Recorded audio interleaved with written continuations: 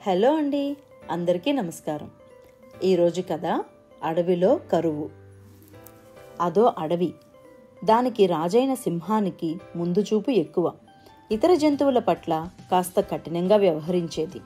అడవిలోని ప్రతి జంతువు అది సంపాదించిన ఆహారంలో సగం తనకు అప్పగించాలనే నిబంధన పెట్టింది. దాంతో జంతువులన్నీ సింహాన్ని లోపలే తిట్టుకున్నా మృగరాజు మాటకు ఎదురు చెప్పలేకపోయాయి. అయిష్టంగానే తమ ఆహారంలో సగభాగాన్ని ఇచ్చేవి.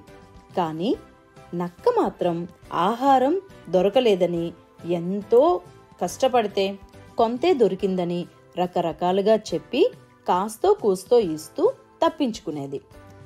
ఆ సంవత్సరం వర్షాలు లేక కరువు వచ్చింది. తిండి దొరక్క, నీళ్లు లేక జంతువులన్నీ ఆకలితో నకనకలాడిపోయాయి. అన్నీ కలిసి తమ బాధను మృగరాజుతో మొరపెట్టుకున్నాయి. మృగరాజు వాటిని ఒక గుహ వద్దకు తీసుకువెళ్ళింది. అది ఆహారం నిల్వ గిడ్డంగి. అదేనండి, కోల్డ్ స్టోరేజ్ అంటాం కదా ప్రజెంట్, అది అప్పట్లో అడవిలో అలా అన్నమాట. మృగరాజు కనిపించగానే అక్కడ కాపలాగా ఉన్న ఎలుగుబంటి నమస్కారం పెట్టి అన్నింటినీ లోపలికి తీసుకువెళ్ళింది.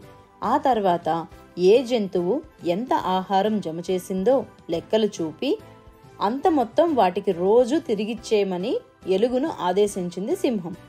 ఆ కష్టకాలంలో సగం ఆహారం ఇచ్చిన జంతువులన్నీ హాయిగా తింటే నక్కకి మాత్రం కొద్ది రోజులు అరకొరగా, ఆ తర్వాత అసలు లేకుండా పోయింది. కరువుతో ఇతర జంతువులేవి నక్కకు ఆహారం ఇచ్చేందుకు ఇష్టపడలేదు.